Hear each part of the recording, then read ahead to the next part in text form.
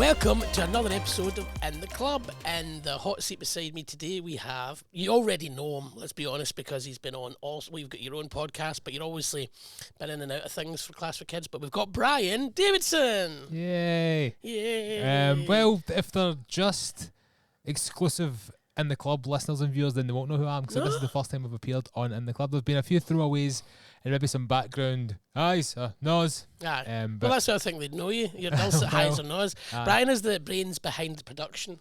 And if you're long-term listeners, you'll know that things have gone up scale over the last couple of years. We're nearly on 3 years. It's going to be 3 years this January. And you have been here for probably, over a year. How long? 18 months, 2 years in February, so that's right, just over 18 months. So if you listen back to the first ones, well, first of all, we didn't video any of them for the first year. We started videoing them when Brian came in, and Brian is now, as I say, in the hot seat, and Brian is in the hot seat for good reason, because today we've got a kind of special in the club, which is all around MusicalCon.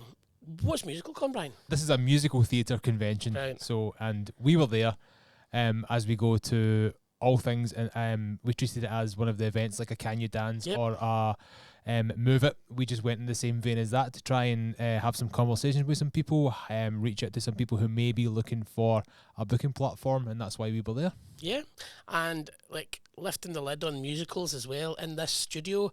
The side that you never get to see if you're watching, or the side that you never get to hear if you're listening. I don't know if that makes any sense. But we run Spotify playlists, and we've got a couple, right? We're quite fans of rock music. But you wouldn't imagine, people walk in here every now and again and go, what is it you're listening to? What's the other playlist that runs pretty much 50% of the time? Oh, it's musicals. It's CFK Studio Musicals. That's right. And we've got everything on it. And it's brilliant because Brian arrived loving musicals. I love musicals. I don't think Rebecca loves musicals. No. I think she's a non-musical fan. That's why she's not involved in this at all at the moment.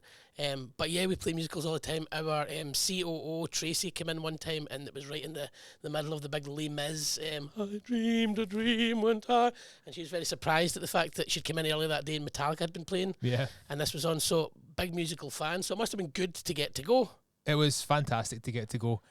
Just to kind of mingle in amongst all of the people, all of the performers on the main stage showcases were from active shows on the West End with the performers who are performing. So we got to see the likes of Hamilton, which was amazing.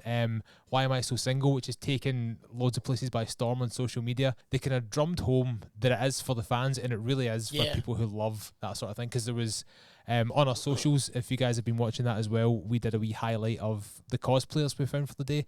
The place was absolutely teeming with cosplayers. Everybody from Phantom to Joseph in the Technicolor Dreamcoat. Were you dressed up? I was dressed up as Class for Kids Man. Class for Kids Man. He's a little known musical that's still to come to the West End. Coming soon. Class for Kids the musical. You heard it here first. So this is a MusicalCon special because when Brian was down there, you managed to get lots of interviews, didn't you? We did. So we took In the Club on the road with our wee Zoom recorder, a couple of these mics and a camera, and we basically spoke to as many people as we possibly could. So we got some really good names. Omar F, Okai, who is a working choreographer and director in the West End. We got Miriam-Teak Lee, who was the very first Juliet and Juliet. So that was a big name for us. And then we got people like Dylan Jacobs, who is a West End vocal coach and singer himself. And we got Laura Grant, who is the co-founder of the Tired Movement and Shades, who make dancewear for different shades of skin. Right. So that was I've heard of that before. It's a big initiative, that as well. Yeah. And it's the same for shoes and things, for ballet shoes. They kind of make them all in the same sort of skin tones that are relevant. Well, I think we should jump into some of these interviews. That'd be a good idea to get this started. I'd say so. Okay. Do you want to introduce it? How do I introduce it? That's it. It's introduced. Enjoy. So my name is Omar F. Okai, and I am the co-founder, co-director of the Black British Theatre Awards, which was formed about 6 years ago, and it's in place for the whole of the UK to illuminate and elevate black creatives and black performers and their kind of positive effect on British theatre.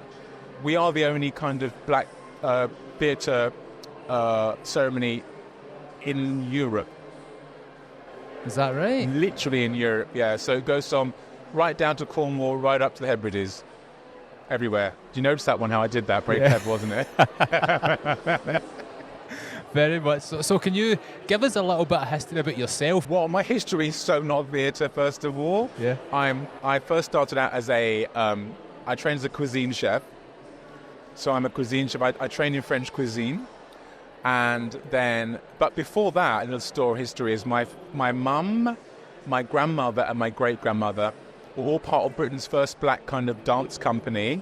Not rich. They were called Ballet Neg. Okay. They were here way before Alvin Ailey. They were formed here of Africans and Afro-Caribbean people.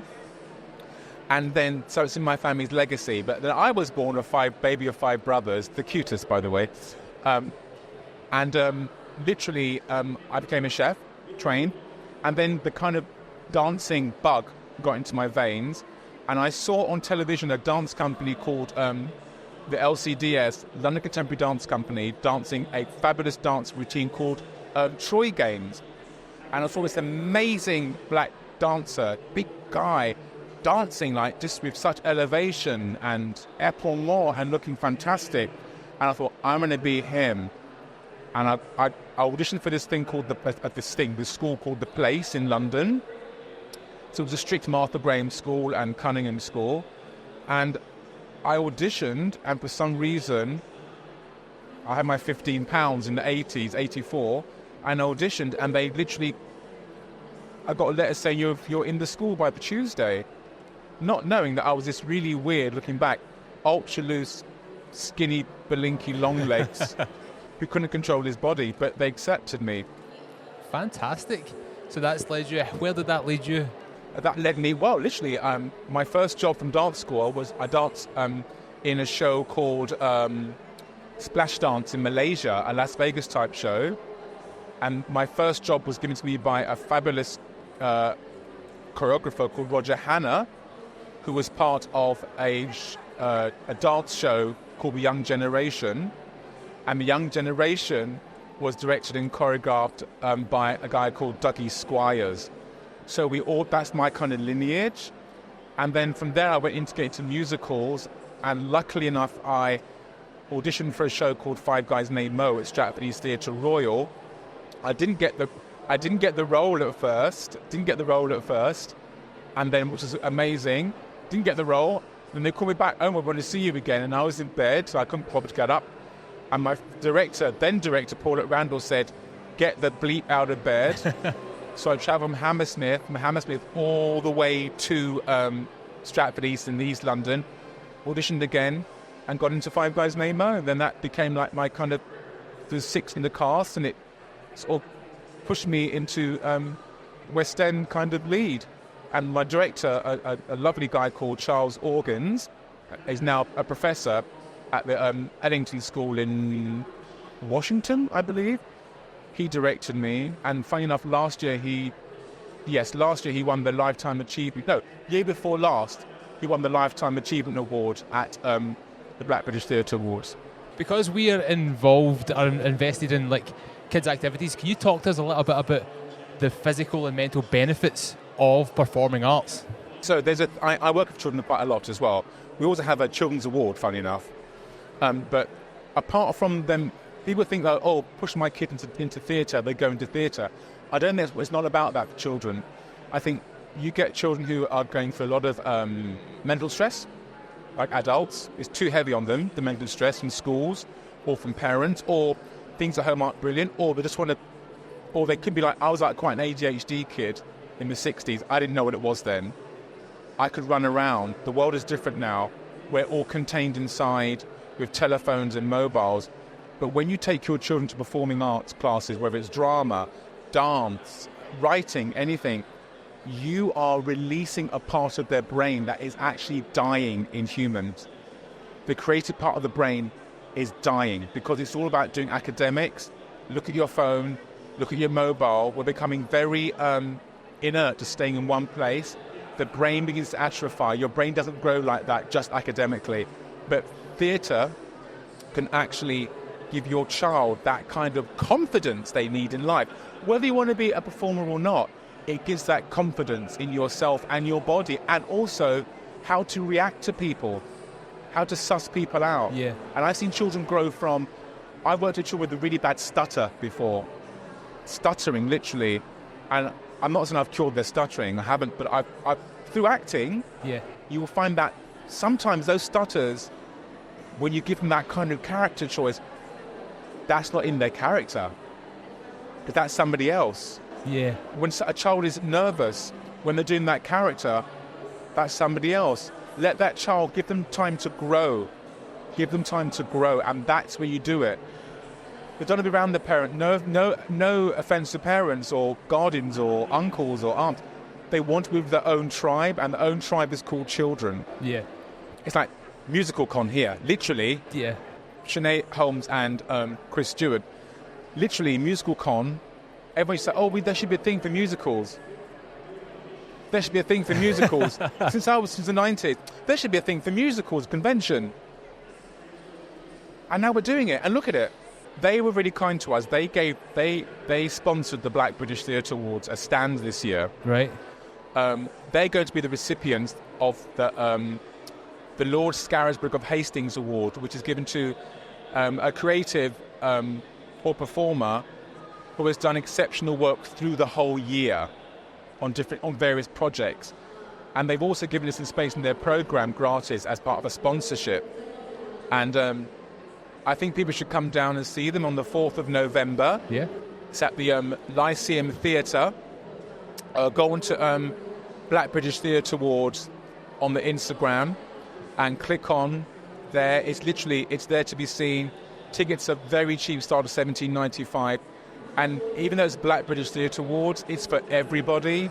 Because what you forget is theatre is ingrained with black creativity, as in tap dance, jazz dance, design, music, the styles we sing, and we're just celebrating that. So come down and join us. Fantastic. So on that note, where can people find you? I'm going to tag everything you're going to say here. Where can people find you? Where can people find your socials? Anything to do with you? Yeah, so my name is Omar F. Omar Okai. That's my name on Instagram. But if you want to, it'd be great if you can get into at Black British Theatre Awards on Instagram, or www.blackbritishtheatreawards.com. And there's literally, if you go onto the site, there's literally a little QR code, to get 10% off certain price tickets, and the tickets start at $17.95. So on the 4th of November, the tickets are going. Come along, because this is going to be great. We've got Lion King performing. We have MJ performing. We have a show called, a brand new show called Play On, Duke Ellington music, and it's from Talbot Theatre Company, and there's a host of amazing presenters.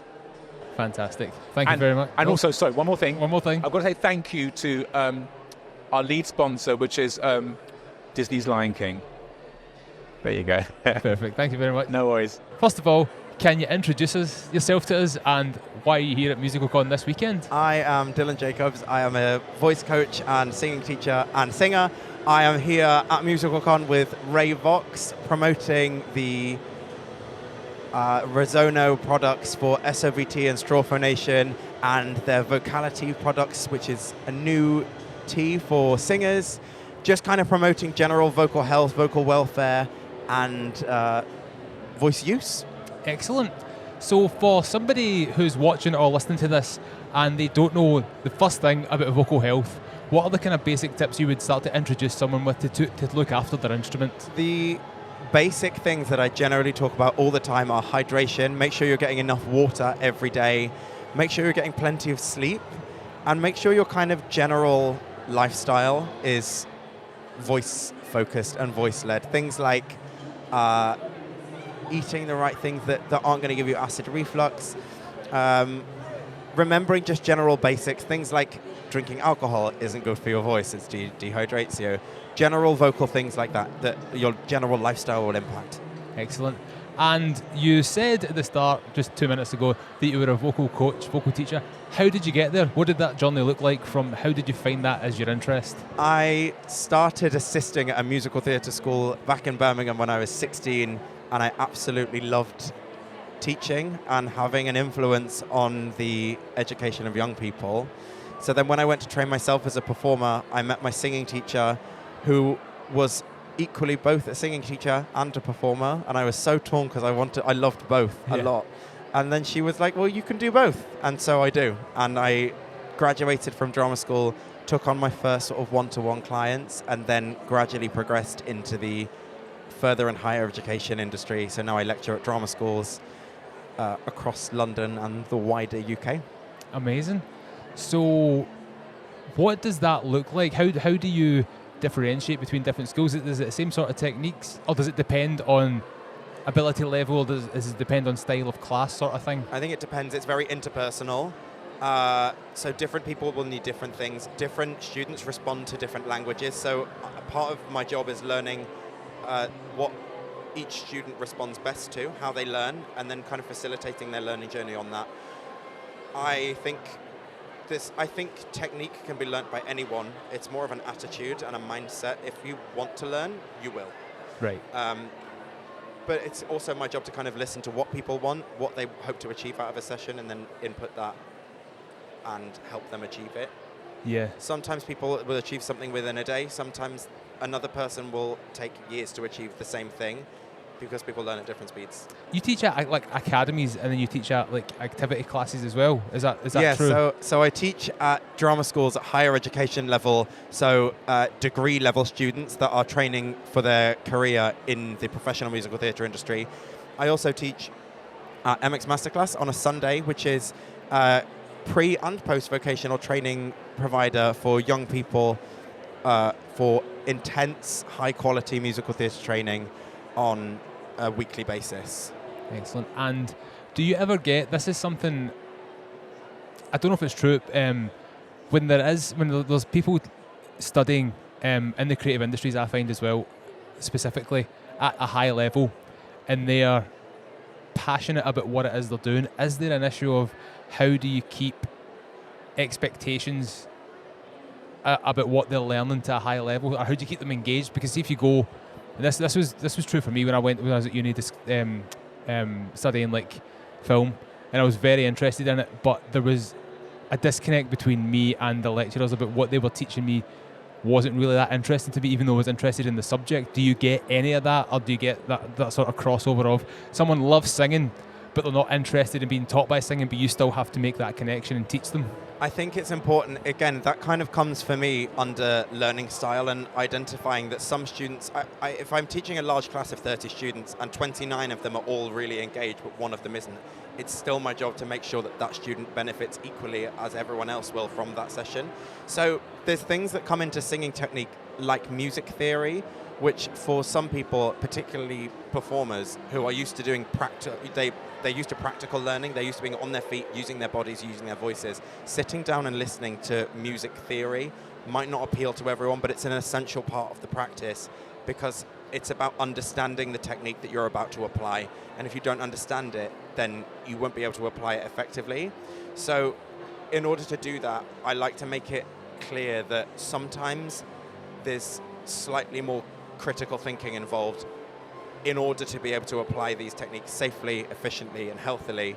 And as long as the students understand that there is a reason why they have to learn this stuff that perhaps they struggle with or they're not as interested in, there is method behind that. As long as they understand that, they kind of don't mind so much. Yeah. And as long as I make it fun and engaging for them as well, so it's not boring.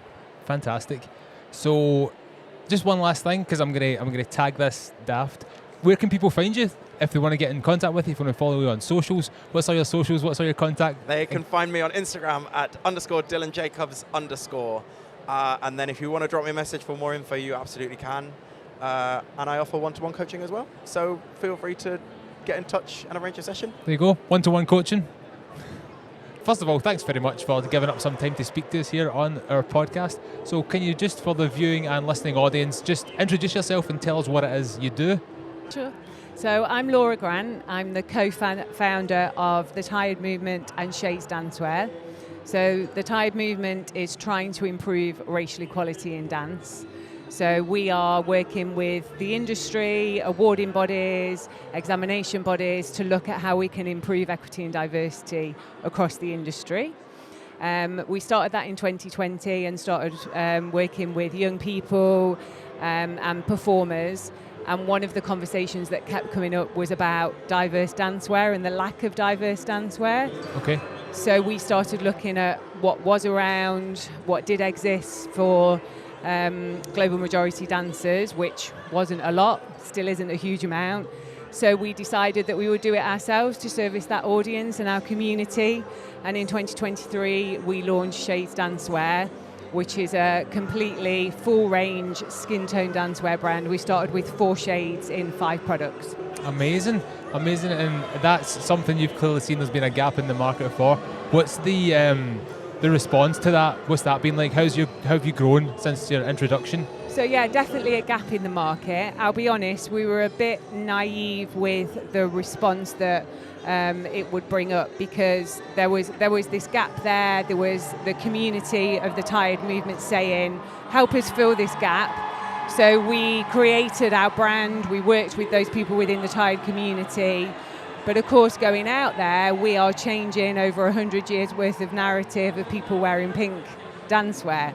So the response has been amazing from across the industry, and ISTD and BBO as awarding bodies particularly are really behind the work that we're doing. We're working with the colleges, 7 of the top performing arts colleges that are shouting about Tired and Shades. So the response is great, and we're selling, but not like we want to be, need to be, because we have to still change that narrative about being allowed to wear skin tone dancewear. And there's still a big fear, particularly at kind of a younger age group, with principals and teachers, of being marked down because I'm not wearing pink. Right. So there's two journeys happening. There is breaking down these walls that previously existed and continuing to grow your Absolutely. own business. Yeah. And that's hard. We are independent female founders. We've remortgaged our houses to go all in to do this. So there's a lot riding on it. So, that's why we're here, to be able to speak to the dance and music community and raise awareness, and hopefully people share that story and the reason behind it. Because a lot of people don't even really know why we wear pink. Do you know why we wear pink? No idea. So the reason that we wear pink is because it's meant to be a seamless line from your head to your toe as a ballet dancer. I see. But obviously if you're of non-white skin tone, that doesn't happen. And actually, how many of us are pink? Exactly, yeah. So we're really trying to eradicate pink completely, because if we're going to embrace skin tone dancewear, then we don't need pink. Yeah. And one of the things that we did for Shades, so my co-founder Stacey is mixed race, and she's a dancer performer. She's been a performer since she was 4 years old. So a lot of our work is through her lived experience. And she talks about, I don't consider my skin tone to be a make of coffee, because a lot of the brands that you see are called coffee, toffee, mocha, cappuccino. Right. So our shades, our colours, are called after global majority pioneers of dance. So the customer then learns about a global majority performer and the influence that they've had on dance as we know it today. One of those things, it seems, I had a very similar conversation earlier where it's everybody says in the industry, or a large group of people say, oh, we should be doing this, but no one ever does it. And then it was actually a bit musical con we were talking about. Everybody kept on saying there should be a thing for the fans for musicals. They've been saying it for years. Wow, okay. And then somebody finally did it. Yeah. So it's very similar to you guys, that there should be different shades of dancewear. And then everybody's been in agreement, but it's just taking that first person to take the step, and then they're like, oh no, now that it's here, this is actually a really great thing. Well, we stand here, don't we, in 2024 in the world that we're in, with the new generation challenging things, and we've been stood on a stall for the last 2 days, and people going, oh my gosh, why has it taken so long? Thank you for doing this. Yeah. And that, which means a lot to Stacey and I. We've had some very emotional conversations, particularly with parents of smaller, younger global majority dancers, because it means so much. And when we see people wearing our brand and it meaning so much to them, this has been a very organic growth for us. It isn't something that we set out to do when we started the movement. That was really about giving global majority performers a voice. So we're really proud of what we've done, and we just need to raise more awareness and have more people behind us so we can grow the brand. So for the people watching and the people listening, where can they find you on your socials? Where can people contact you to know more about your brand, to know more about your message? Sure. So we're at Shades Dancewear and at Movement Tired. Thank you very much for giving up some of your time to talk to us today. And for the listening and the viewing audience, can you just please introduce yourself, give us a bit about your story, and tell us why you're here at MusicalCon today? Yes, so hi, my name is Miriam-Teak Lee. I am an actress, singer, and entrepreneur. Maybe most notably known for Anne Juliet. I was Juliet and Juliet in the original West End cast. And I'm here today as an ambassador for MusicalCon, but also here as an exhibitor for my brand new brand called Miss Bou-Teak. We've just launched a brand new perfume called Sucre, and you have to smell it to believe it. That's fantastic. So, can you talk to us a little bit about the kind of physical and mental benefits of performing arts for like the younger generation coming up, and why they should get themselves involved in that? Yeah, what's so amazing about going to dance classes and even acting classes, it's so physical and it's something that's exciting and fun. It sort of does it in a way that you don't feel like, this is hardcore training, but it feels exciting, and it explores what we do as children our whole lives, which is our imagination, and just opening that up. So it kind of just allows you to go back to that childlike self in you, and stay fit while doing it. So best of both worlds. Amazing. And I know you're in a rush to get away, so can you just tell everybody where they can find you on your socials for your new business, for your new products? Where can everybody find you? Where can they buy stuff from you? Absolutely. So I am on Instagram at Miriam-Teak_Lee, and also you can see my brand Miss Bou-Teak. It's at Miss Bou-Teak. Also, it's just missbouteak.com for the website to get all of the things. So yes. Amazing. Thank you very much for your time. So much. Just for the listening and the viewing audience, can you just introduce yourself, tell us what it is you do? So I am Jodie Kimberly Davis, and I run JKD Singing Academy. Amazing. And what brings you here to MusicalCon today? I'm massively passionate about musical theatre. I trained in musical theatre myself. I've got 2 degrees in it, and now I teach the younger generation singing and musical theatre. Excellent. And what type of classes do you run? So for my business, I run 1-to-1 online singing lessons. Excellent. And what are the challenges behind running singing lessons online? A lot. Just mostly because people are hesitant about online lessons. They don't always see the benefits of it. So I will always kind of list out the benefits, like saving on travel costs. You still get the exact same kind of quality teaching. But also because using technology and online lessons, it's a bit different. A lot of younger children work better with face-to-face. So I think some parents are a little bit hesitant, and then of course it's the admin side of everything. Yeah. So I try to use online scheduling systems so that a lot of that admin is taken off of me, and it's kind of on the parent side of it. They can kind of come on and book lessons as and when they need them. Yeah, so you just need to focus on running your classes, sort of thing. Ideally, yes, so that I can take the paperwork off of myself. What are some of the biggest misconceptions about vocal coaching and vocal technique? Do you think there's any, or what would you say for somebody who's just coming into a brand new class and they've got no idea how to take care of their voice, how to warm up, what to do, anything? What are the big sort of 101 of taking care of your voice or singing? Okay, so I think firstly it's remembering to sing for the enjoyment and for the love of singing. Make sure that you don't kind of get stuck in your head and think like, oh my God, I've got to listen to every single little point here, I've got to memorize and take it all in. Actually, remember to have fun. And yes, vocal help is a massive thing. I think it's remembering that you need to understand how your voice feels. It's not always about what you can hear, because we hear our voice completely differently to what someone else does. Yeah. And so it's about understanding how your voice feels, remembering that, and then being able to execute it again next time. Excellent. So, what would your be? Mixing my words here. So you're going back to a time where you're at auditions, you're studying. What's your audition song? My go-to audition song was always "Think of Me" from Phantom of the Opera. I'm a top soprano, so I've got to show off those big notes. I don't know if there was the singing competition on yesterday, and someone was singing "Think of Me" as well, and they just lost. I thought they should have won, but they just lost out to Jesus Christ Superstar. I mean, both great shows, good songs. Absolutely. So if people watching, listening, want to get in contact with you, want to find you on socials, where can people do that? Where can people get in touch with you for lessons?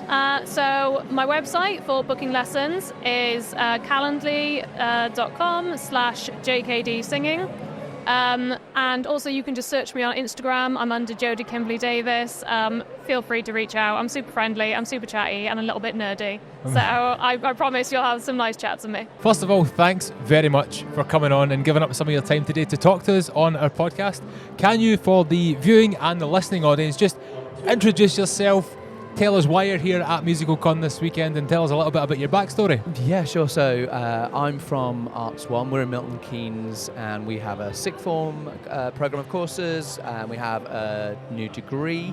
And our students were performing on the main stage today, doing something from Beetlejuice, and we've been exhibiting, so we're kind of just been around all weekend. That's amazing. I didn't realise that was you guys. I sat you saw us? Yeah, because we've got a fantastic view of the stage over Yes, there. nice. Yeah, no, that was absolutely fantastic. So do you do shows like this often? We do. We only exhibit two places. We exhibit here and at Move It. Move It's a bit more dance space. You probably we go there. Yeah. So hanging out in the same spots. But really, I think this weekend's been really cool because I think something about fans, right? Everyone's happy. Yeah. So everyone's walking around having a great time. Performances are really lovely, and we've had actually loads of really great conversations with prospective students and parents and people that are trying to change their hobby into their career, which is kind of the thing, right? When you're sort of 14, 15, 16, 17, 18, you're like, how do I get into this business of show? Absolutely, yeah. And it's just nice to come to a place like this where everybody is so invested in this particular genre, like the musical theatre. Everybody's here to love it. They're not here for... Sometimes when you go to shows to perform, there's a lot of stress behind getting your performance down right and those sorts of things. But other people in the crowd, so to speak, they're here because they love musicals and they're just here to enjoy it. And that sort of thing takes the stress off of that. I find anyway, because we do this, we do Can You Dance, we do Move It, we do all those things. You're like a serial. Yeah, we're everywhere. And then this one's so much more. Yeah. Less pressure. It seems like there's less pressure. Not for you because you guys have been performing, but for everybody else, there's less pressure. I think as well, because I think the main stage rhythm is like there's a bit of down as well, which is quite nice because like sometimes you're literally everything's like poof, poof, yeah. Poof, poof, and sort of the overstimulation. Everyone just walks out like, what's happening? I'm still hearing the beats as you're like walking through the hall. Yeah. At the end of the day. So, what made you choose Beetlejuice? So we created that, it's a little 7-minute medley as a sort of, tribute to the musical because at the end of each year we put together these showcases, which is to highlight the talents of our students. And that was just something we pulled together with our second-year musical theatre students at the end of last year. So it's something we've had in our back pocket for a little while. And it was like, I felt like it's such a sort of fan thing. Like Beetlejuice is so... the right thing for this spot, and it featured. We had to change the cast because their students, the people that did that in-house, have actually all progressed on to universities and stuff. Right. So we had 2 or 3 came back from like one up at Lipper in Liverpool and from other places to come back to do this performance, and then we had to re-rehearse an in-house new cast of people around it to then sort of remake it in its own version. We also released it online today, so on our Instagram, on our Instagram we released the film of Beetlejuice, which is a 7-minute sort of release of that, which is pretty cool. Fantastic. What's your Instagram page? That is Arts1 at Arts1MK. That's us. Amazing. Arts1 1 MK, and that's for all our full-time courses. Because alongside the full-time courses, we also have a really busy part-time school, so we do that thing of like very little people as well. So we've got sixth form, we've got a degree, and then we have about 800 people that come to us every week for their group classes in ballet, modern, tap, jazz, musical theatre, acrobatic, aerial hoop, acting, street dance, etc. Keeps us pretty busy. Yeah, I can imagine. So that takes you... Do you go to showcases with all different age groups then? So with our part-time students and evening and weekend stuff, they're doing like exam-focused like performances. We also do big shows throughout the year. We're actually just looking at how we're going to feature them in the next year, because like we're a big school. So when you've got that number of people, trying to work out how to create that space is it's an exciting opportunity in terms of we've got things like we do National Theatre Connections with our actors. So that's where they rehearse a a piece of new writing. They get to perform it in a professional venue locally. We do like little Christmas performances for our choirs. We've got a load of choirs. We've got an a cappella adult choir that are kind of like really cool. And so it's just trying to find all those perfect spots for that really diverse community of people that love performing. Amazing. And once again, for everybody who wants to reach out to you, who wants to maybe get in contact with you about classes, a bit more information, where can everybody reach you guys? So yeah, we're Arts One. We're based in Milton Keynes, and you can find us via our website or via our Instagram handle, which is @Arts1MK. Brian, we need to send you away more often. That was fantastic. Well, we send you away often as it is, to be honest, but we need to send you away with some mics and Writing Amongst the Stars, because they were fantastic interviews. I really enjoyed getting the chance to speak to some of those guys as well. And before we get into that, I've got a question for you that I asked one of the podcast guests. Okay, this is not scripted. And it is, you're auditioning for a musical theatre school. Okay. What would your audition song be? It would need to be something to my kind of like tone, you know what I mean? I'd need to play to my strengths, so it'd probably need to be something a bit rowdy and loud. Oh gosh, this is a good question. Do you know what? It would be Grease Lightning. Oh, Grease didn't think you Lightning. were going to say that. That's a good choice. Yeah, I could build that one out, so I'll do that. Nice. I could have said From Now On, as me and you done at your stag do that time, but no, and there is video of that which has been destroyed. But yeah, Grease Lightning. Nice. What would yours be? I've mulled this over many a night. I would say I've got a flair for the dramatics, so I would probably go with something from Les Mis. I'm thinking a weepy one like Empty Chairs at Empty Tables. Okay. Nice and slow. Or Very nice. Who Am I? Just because Jean Valjean's got that big belt at the end. I don't know if I could hold the note, but I'd give it my all. Now I'm thinking about because you don't really include. No, Disney. It's not a musical. It's on stage. Nah, sing anything. Right. Okay. Like this. What about Bruno? I like that one. We don't talk about Bruno. We don't talk about Bruno, but let's not talk about him. Let's talk about these fantastic people you interviewed. So we spoke to Omar F. Okai, who is the co-founder and co-director of the Black British Theatre Awards, and through that conversation, we actually managed to give away a few tickets to the Black British Theatre Awards, which are happening or have happened in the first week in November. So we spoke to Omar a little bit about his unconventional background. He started training as a chef in French cuisine, and then made the transition into dance just because of how infused in his family and his family history dance has been.